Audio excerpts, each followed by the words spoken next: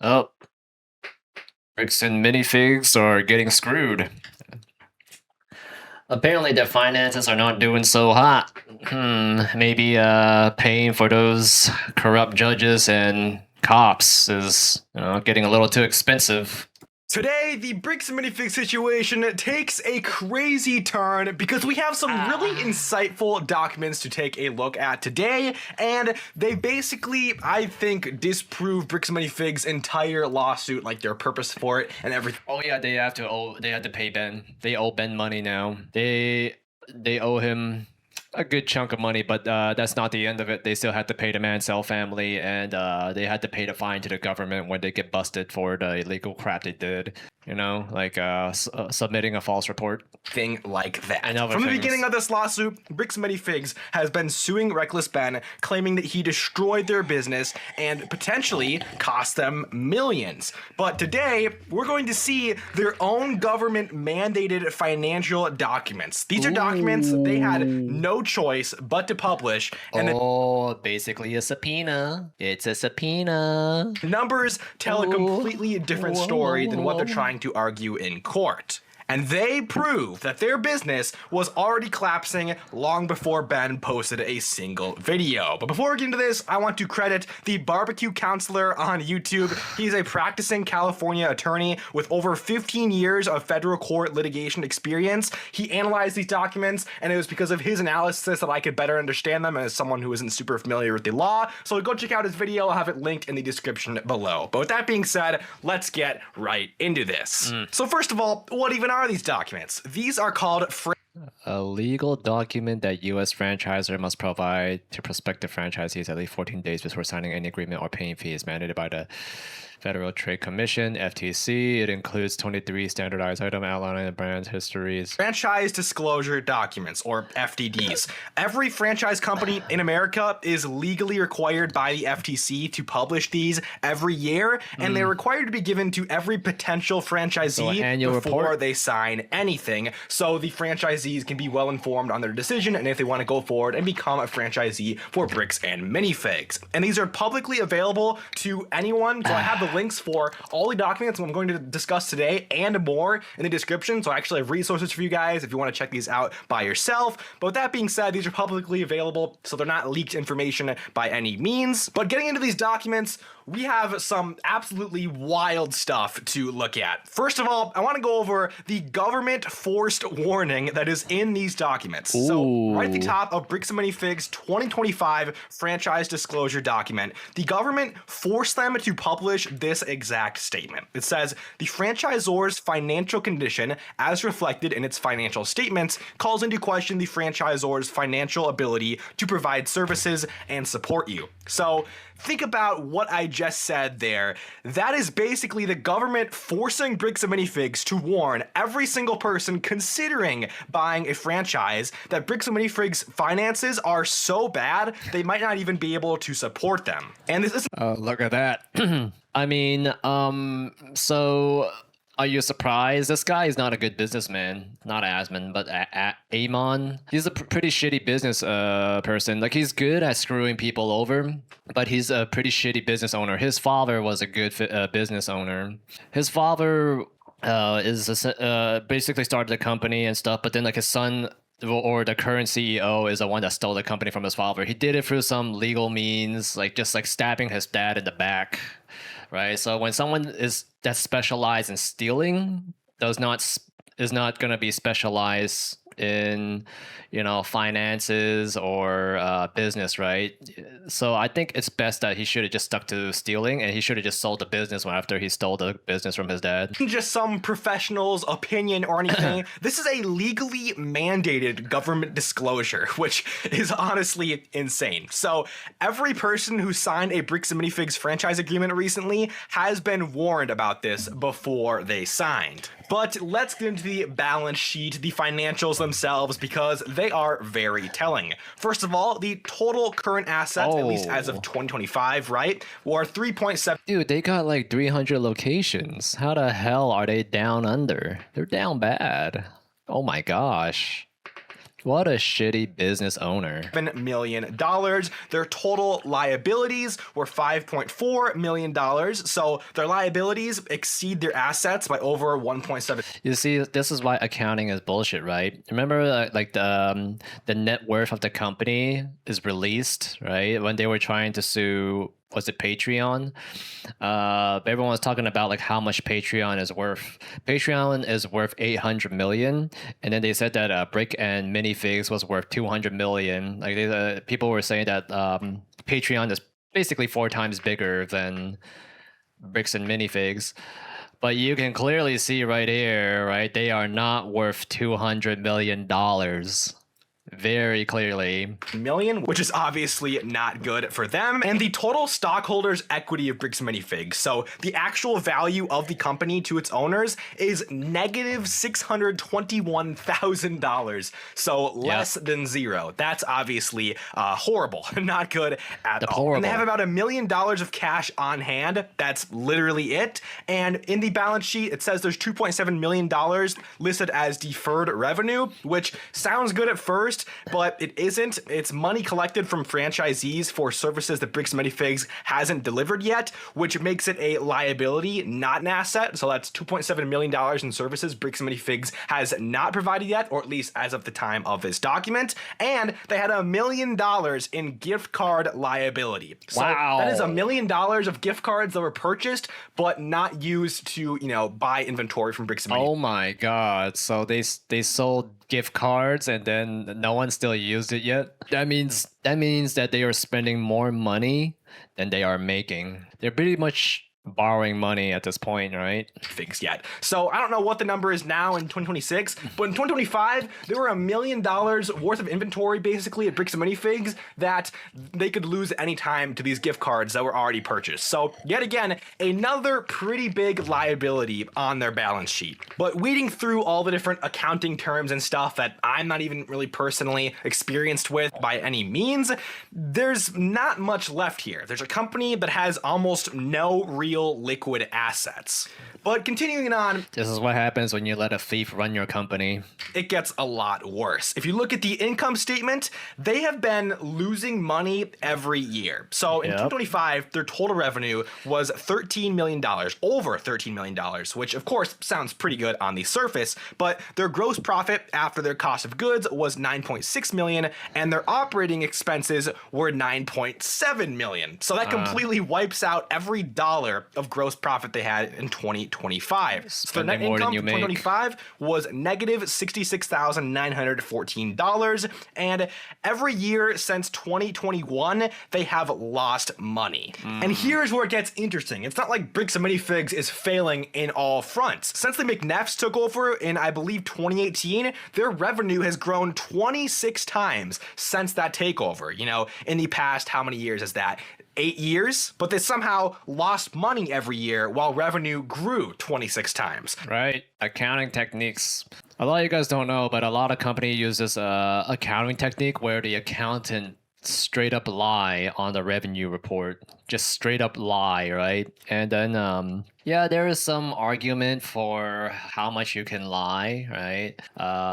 Depending on how much the government hates you or hates your company, you can lie a little bit and get away with it. But then in this case, like when you're lying to the point where you say you make 26 times more than you really did, it's gonna get some attention from the government. Every company does it. Every big company, you can name any big company in the Fortune 500, they basically all do this shit. It's almost like using steroids in bodybuilding, right? Every IFBB pro are not natural. And that is where this gets interesting, because 42 to 59% of all revenue goes straight to the compensation. So corporate employee salaries, not bad. And by the way, the CEO is also an employee. Don't forget. CEOs do not mean they own the company. It means that they are an employee of the company. So you can imagine how much the CEO is, taking home, right? CEO being Amon. Back into the business, not into franchise support, not into marketing, nothing that will further the business. Literally just compensation to corporate. And that is insane. And moving on, taking a closer look at the McNeff takeover, it's bad. Under the old owners of Bricks and Minifigs, which they owned the company from 2015 to 2019, roughly, or at least their practices were in the company until 2019.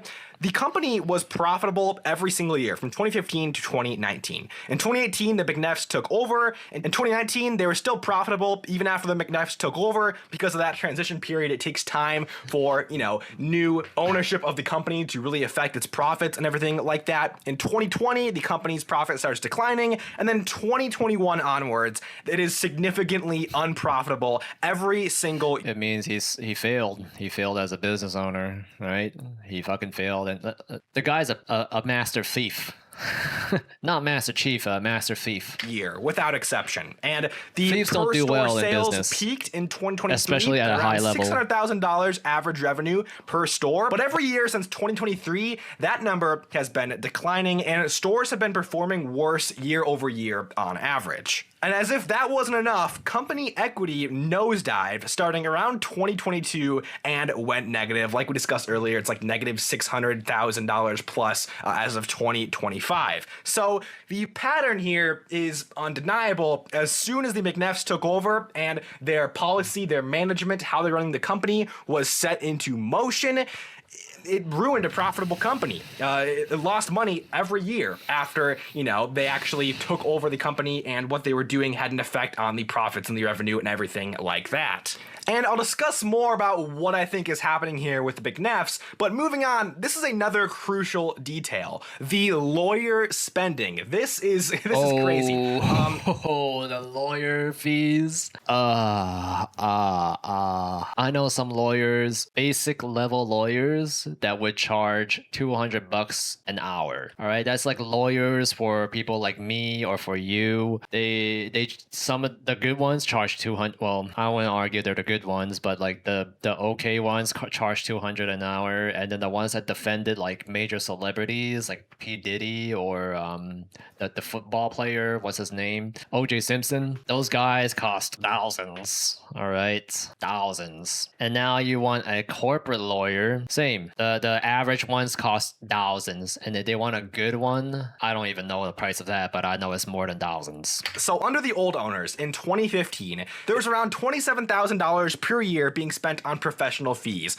So this is like accounting and lawyers, I believe, is like the majority of what this could be. And under the McNeffs in 2025, the spending on professional fees was $832,000 per 30 times year, which increase. is a 30 times increase from the $27,000 per year in 2015. And in 2024, it's not like 2025, it just shot up. In 2024, it was $639,000. So it's been increasing quite a bit year after year. And it's not like accounting fees just go up that much just because the company grew. I think it also has to do with the lawyers for the most part. But this added context makes this even worse. So Bricks and Minifigs, at least as of 2025, was spending more than twice as much on lawyers as on advertising for their franchises. But this is where it gets crazy. Twice? It's 30 times. What are you talking about? So on this document, it says that there were $815,000 of advertising fees collected from franchisees. So franchisees pay corporate an advertising fee to advertise the Bricks and Minifigs brand. Yep. But the actual advertising expenses that year was $388,000, less than half of what they received from their franchisees that year for advertising. So the question obviously comes up, where is the rest of that money going? And also, obviously, that's terrible value for the franchisees. They're paying $815,000 into a marketing fund, and they're getting less than $400,000 worth of actual advertising back. That is horrible. Also, the deal has been getting worse and worse for franchisees since 2023 because in 2023, the total investment to open a Bricks and Minifigs franchise was $99,000 to $225,000 roughly. That is so fucking expensive. That is so expensive. Holy shit. And you don't even own the store. Fucking 99K to 225. All right, you don't even own the place, dude. You don't own it, and you're paying that much. I'd much rather just start my own than if you're gonna pay that much. Only idiots would start a franchisee that costs this much, right? What are some franchisees? Like those Amazon delivery companies. They cost like 20K, and those delivery companies make like thousands a day compared to a Bricks and Minifigs franchise that makes like, I don't know, like under $1,000 or maybe a few $100s a day. And in 2025, the total investment jumped to $241,000 to $570,000, So and sad. the initial franchise fee Who went would from want to open a $35,000 band? to $40,000. So they literally raised how much they charge new franchisees while my losing God. money every single year. So the new franchisees are paying more to join a company that the government itself flagged as financially unstable. And look, there is a lot in these documents. There is a lot of info kind of confirming what we've been theorizing over the past few weeks regarding how like Bricks and Minifigs can seize and like purchase assets and like take over stores if there's missed royalty payments.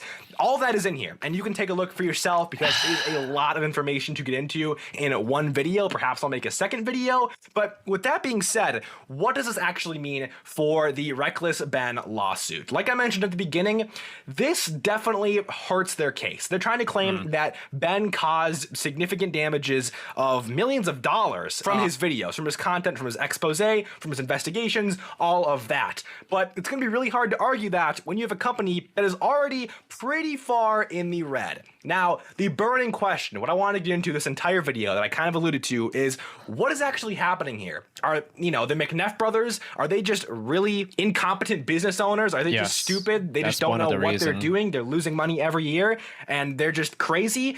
I don't think it's that simple. What I really think is happening here is they are strategically filling their pockets. Like I went over, it was like 40 to 50% of the revenue in 2025 went straight to compensation. So compensating corporate employees. And a large portion of that, if I had to guess, would be the CEO and the COO of Bricks and Minifigs, Ammon and Matt McNeff. And Yep, that makes sense too. They're probably just milking the company and just like draining it dry before it goes under. A lot of companies do this, right? It happened to GameStop, right? And it's pretty much like hedge fund practices, but at a lower level. Right? These people are trying to make their escape. Wasn't there like a company in UK where it's a clothing company? The business owner, he pretty much just intent on milking the company dry and robbing everyone's pension and just folded the company over. Didn't something like that happen at the UK? say, if you have a company that is your cash cow, it makes sense why you would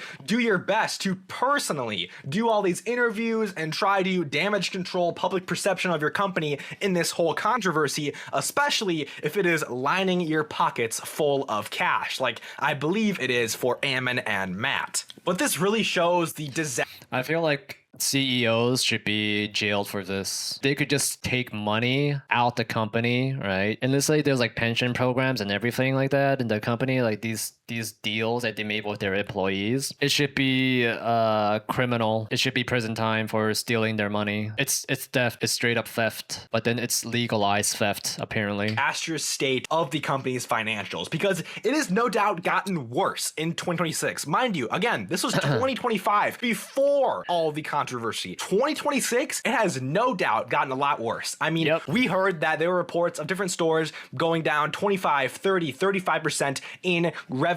And if that is a widespread effect, and if it has gotten worse since we took a look at that and heard from different store owners, Bricks and Minifigs is no doubt in trouble, especially with all this legal crap going on as well. They are just tacking on those professional fees, those lawyer fees, really, really high this year, all while bringing their revenue down because because their public reputation is suffering. And even before all of this, their company was not in a good state of affairs. What I personally think this says is it's a failing company, it's a failing brand, and I think it's going to fail so hard. I think it is failing so hard right now that it's even threatening the money that Ammon and Matt and whoever else at corporate are taking.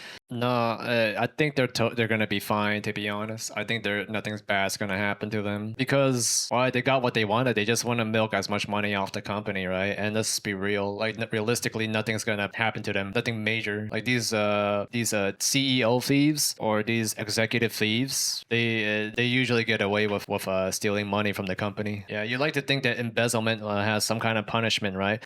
If you're a low level employee, you're gonna get in trouble for embezzlement. But when you're an executive, there's so many loopholes that you can hop out of. Taking in those compensation fees year by year, regardless of how the business as a whole is doing. I think what's happening here is this whole situation is really starting to threaten their personal compensation every year, even if they don't give a rip if the company on paper looks profitable. I think it's really starting to threaten what they are receiving each year. So that's why I think they have such a personal interest in doing interviews and trying to clear their names, even though they suck at it, because they really don't want to lose that money. So with that being said, let me know in the comments down below what you guys think is happening here, and I will see you all in the next video. Yeah.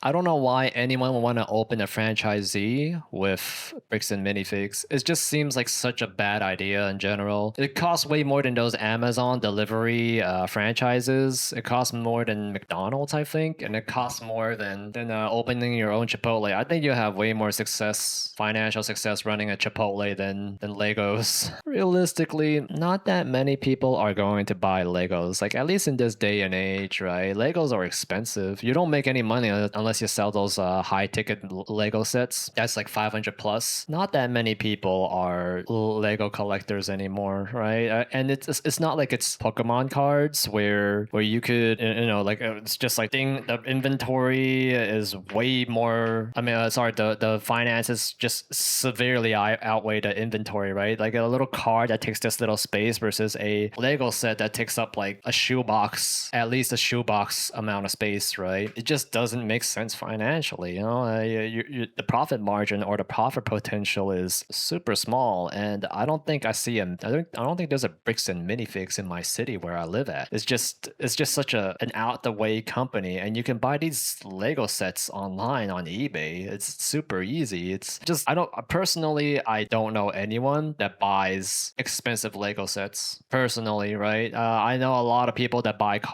expensive cards, but Lego sets, no. You'd be a fool to open to buy a Lego franchise. And also with like bricks and minifigs, it's pretty obvious. Like, I think everybody knows that bricks and minifigs is just ran by two crooks, and it's just you better off just not working with them. I think you're a dumbass if you actually buy a franchise from them, and if you did, right, and it failed, you deserve it. You deserve the failure.